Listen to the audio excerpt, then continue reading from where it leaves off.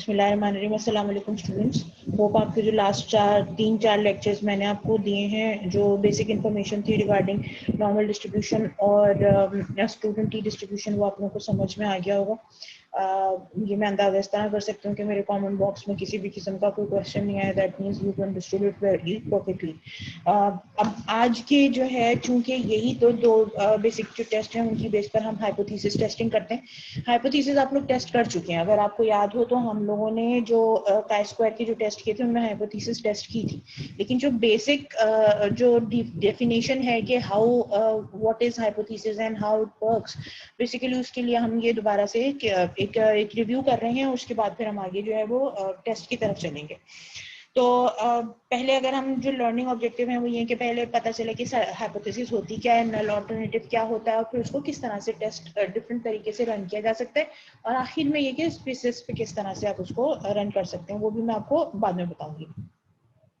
सबसे पहले आपको ये बताना चाहिए कि what is a hypothesis. Hypothesis basically जो है वो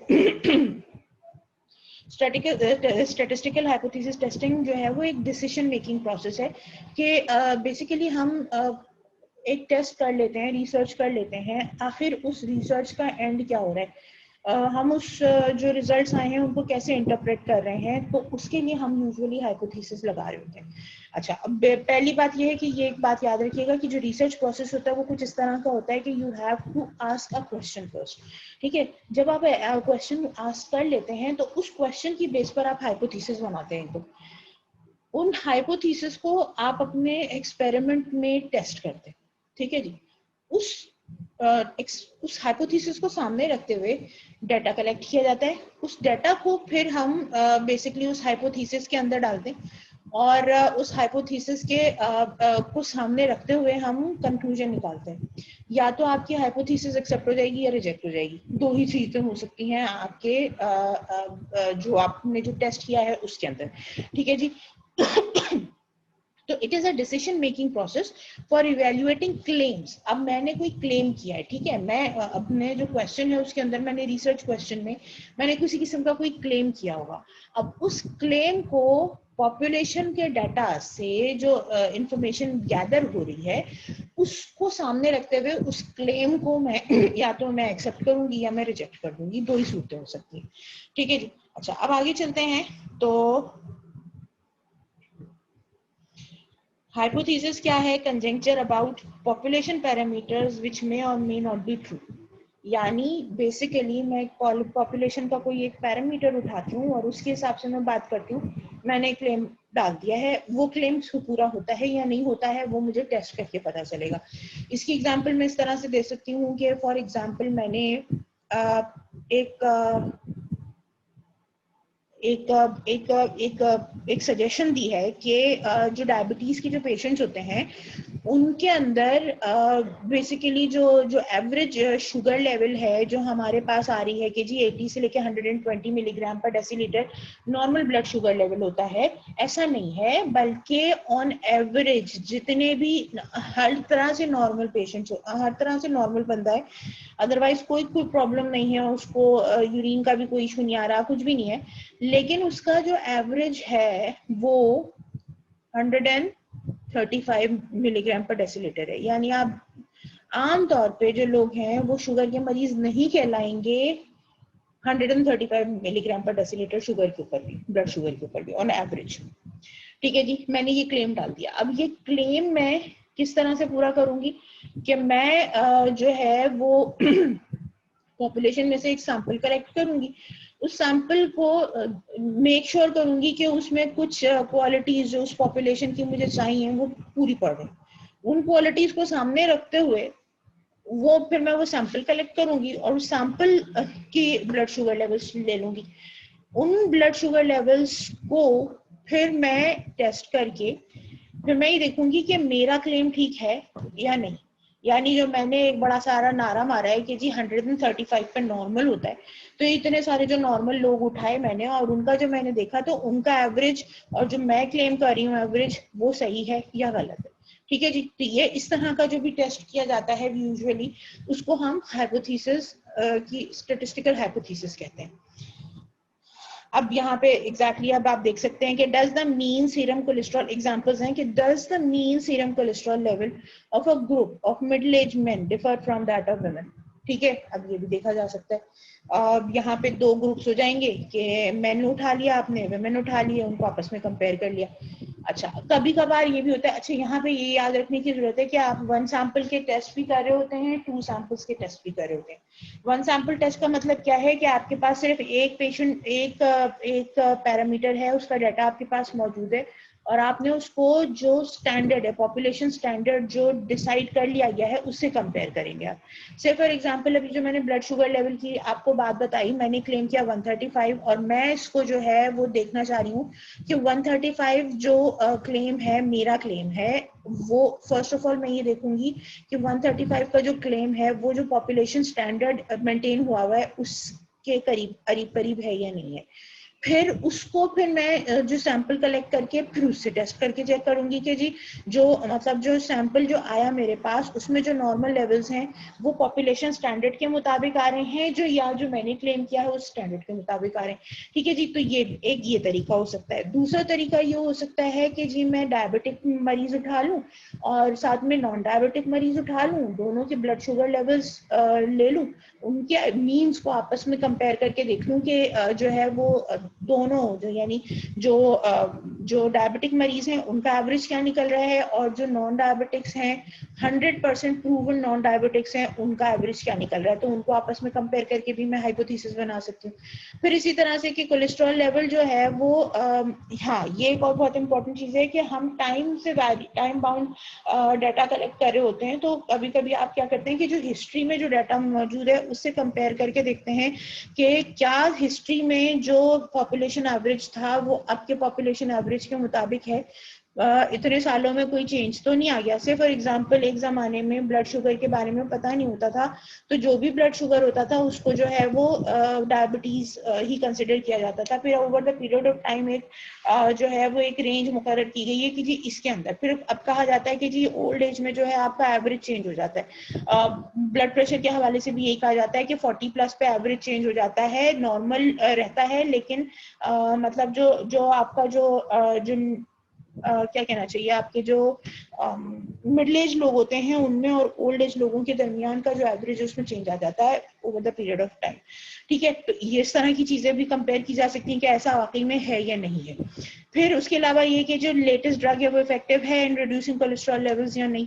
आप एक ऐसा मतलब दो तरीके हो सकते हैं कि जी आप दो तरीकों से इसको कर सकते हैं कि जी फॉर एग्जांपल आपने एक सैंपल एक पॉपुलेशन ली, पॉपुलेशन का पहले एवरेज जो क्या कोलेस्ट्रॉल है, जो प्री टेस्ट कोलेस्ट्रॉल है वो चेक कर लिया, उसके बाद आपने दवा दी कुछ टाइम तक और उसके बाद फिर आपने जो है उन्हीं पेशेंट्स का दोबारा से कोलेस्ट्रॉल आफ्टर ट्रीटमेंट टेस्ट कर लिया, तो प्री और पोस्ट टेस्ट का आपस में कंपैरिजन हो सकता है। इस तरह भी हो सकता है, या यूं भी हो सकता है कि आपने दो तरह का ग्रुप ले लिया, एक को आपने पुरानी वाली जो एंटी कोलेस्ट्रॉल एजेंट है वो दी और एक को जो है जो मतलब जो बहुत अरसे से इस्तेमाल हो रही है, और एक को जो है आपने उठा के बिल्कुल जो नई नई अभी आप जिस ड्रग को क्लेम कर रहे हैं आपने वो उठा के दे दी। अब दोनों का जो एवरेज आ रहा है उससे आपको पता चल जाएगा कि जो पुरानी वाली ड्रग थी वो ज्यादा इफेक्टिव थी या नई वाली ड्रग जो है वो ज्यादा इफेक्टिव आ रही है, depending upon the change in the average. और उसकी वजह से जो आप पूरा जो टेस्ट रन करेंगे फॉर्मूला लगा के उससे आपको ये चीजें पता चल जाएंगी। सो ये तमाम चीजें जो हैं वो आप उस वक्त तक क्लेम अपना प्रूव नहीं कर सकते जब तक कि आप अपनी हाइपोथेसिस को एक्सेप्ट या रिजेक्ट नहीं कर देते। तो hypothesis testing is that much important. ठीक है, अच्छा उसके बाद फिर हमारे पास डिफरेंट तरह के टेस्ट होते हैं। अब इन्हीं में से 2-3 तरह के मैंने आपको एग्जांपल्स भी बताए हैं। क्वांटिटेटिव नॉर्मल पॉपुलेशन है, rank score non normal population है।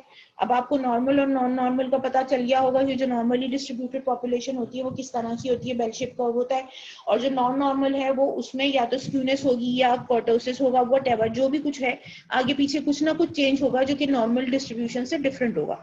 ठीक है जी, उसके अलावा फिर डिस्क्रीट डाटा होता है जिसमें 2 पॉसिबल आउटकम्स होते हैं, जैसे कि बाइनोमियल डिस्ट्रीब्यूशन हमने पढ़ी थी।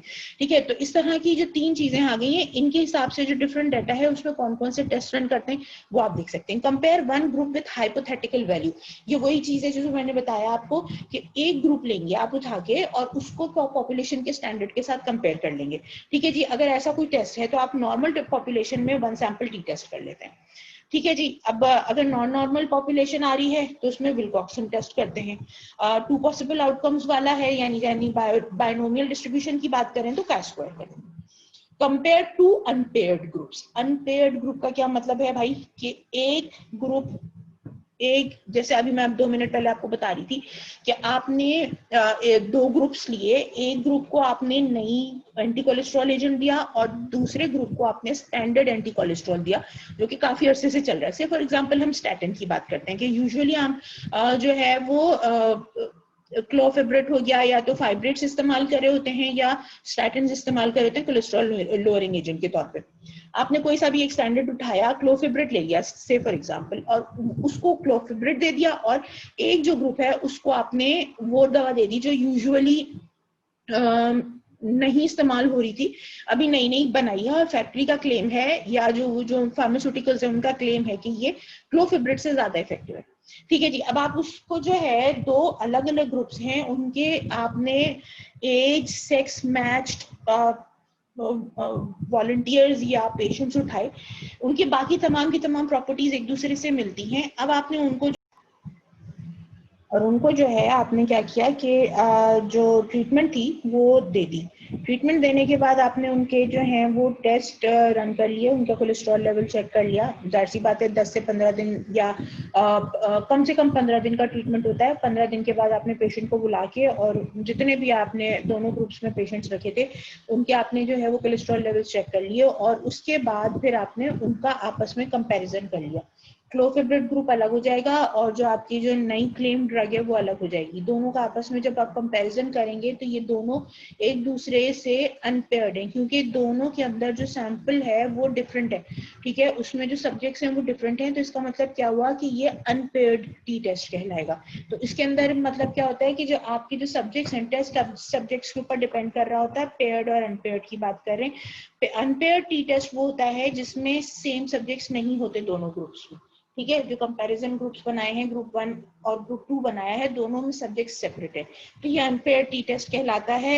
नॉर्मल डाटा जो है उसके अंदर अनपेयर्ड टी टेस्ट करेंगे, नॉन नॉर्मल जो डाटा है उसमें मैन विटनी टेस्ट करेंगे, और बायनोमियल में जो है आप उसके लिए chi square for large samples जो फिशर्स टेस्ट है वो रन किया जाएगा। Compared to paired groups, paired group का मतलब क्या है जी, आपस में ही किया है, प्री टेस्ट और पोस्ट टेस्ट है। यानी वही जो पेशेंट्स थे उनको पहले आपने बगैर ट्रीटमेंट के जो है उनका कोलेस्ट्रॉल लेवल चेक कर लिया, उसके बाद उनको ट्रीटमेंट दिया, और उसके बाद आफ्टर 15 डेज या 1 महीने के बाद आपने दोबारा से उनका कोलेस्ट्रॉल चेक कर लिया।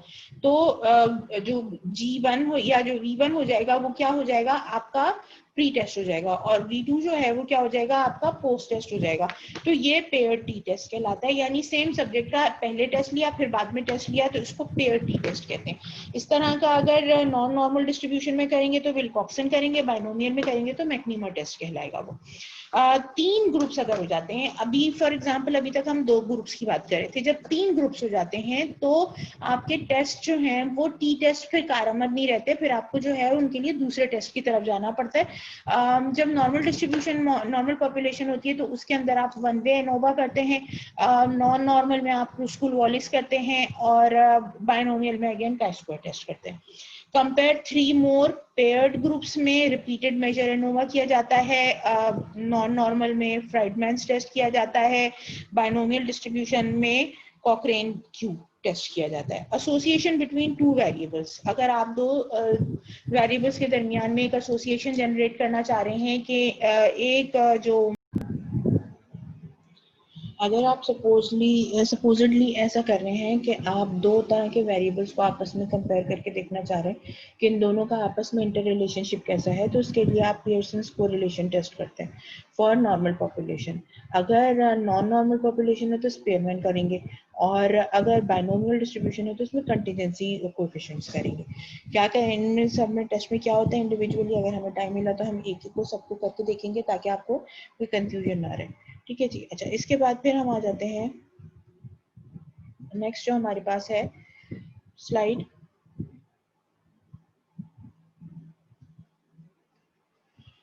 वो ये है कि अब हम आ जाते हैं हाइपोथेसिस के ऊपर कि what do you mean by hypothesis. Hypothesis जो है जिसकी हमने बात की कि दो मतलब एक स्टेटमेंट है जो कि आपने प्रूव करना है अपनी रिसर्च के हवाले से, ठीक है। तो दो एक दूसरे के बिल्कुल कॉन्ट्राडिक्टरी स्टेटमेंट्स होती हैं जो कि हाइपोथेसिस की स्टेटमेंट्स कहलाती हैं। एक जो है वो नल हाइपोथेसिस कहलाती है जिसको हम एच ओ या एच नॉट से भी मतलब डिस्क्राइब करते हैं, ये जो आपको यहाँ पे जो नजर आ रहा है, ठीक है। और दूसरा है ऑल्टरनेटिव हाइपोथेसिस जिसको आप H1 या HA भी कहते हैं। अच्छा, इसमें क्या होता है, जो नल हाइपोथेसिस होती है वो H नोट से डिनोट होती है, और इसके अलावा यूजुअली जो हम हाइपोथेसिस बना रहे होते हैं तो वो हम क्या स्टेटमेंट दे रहे होते हैं कि देयर इज नो डिफरेंस, ठीक है। यूजुअली जो आपके पास जो नल हाइपोथेसिस की जो स्टेटमेंट आ रही होती है that is there is no difference between the two groups, ठीक है जी। तो अब यूजुअली आप उसको किस तरह से लिखेंगे कि group A and group B, अगर फॉर एग्जांपल हम जो है वो पॉपुलेशन मीन के साथ आपका स्टैंडर्ड निकालना चाह रहे हैं और आपका जो सैंपल मीन है वो आ गया, तो आप क्या करेंगे कि एक्स बार जो कि आपका सैंपल मीन कहलाता है that is equal to mu, that is your population mean, तो that is your null hypothesis, यानी x bar is equal to mu, ठीक है। ऑल्टरनेटिव में क्या होगा कि ये दो से तीन तरह की हो सकती है। It could be greater than, यानी एम सैंपल मीन यानी x bar is greater than mu, यानी आपका जो पॉपुलेशन स्टैंडर्ड है उससे ज्यादा, या पॉपुलेशन स्टैंडर्ड से कम यानी लेसर देन, या नॉट इक्वल टू यानी एक दोनों के दरमियान में डिफरेंस मौजूद है। इस तरह की अल्टरनेटिव हाइपोथेसिस आ सकती है। अब से फॉर एग्जांपल एक टेस्ट, ये मेरे पास एक डाटा है जो मैं आपके साथ शेयर भी करूंगी। होनोलुलु हार्ट स्टडी है फॉर एग्जांपल, उसके अंदर है कि एक रिसर्चर ने क्लेम किया है कि जो पॉपुलेशन है 7683 इंडिविजुअल्स की is 53 years old.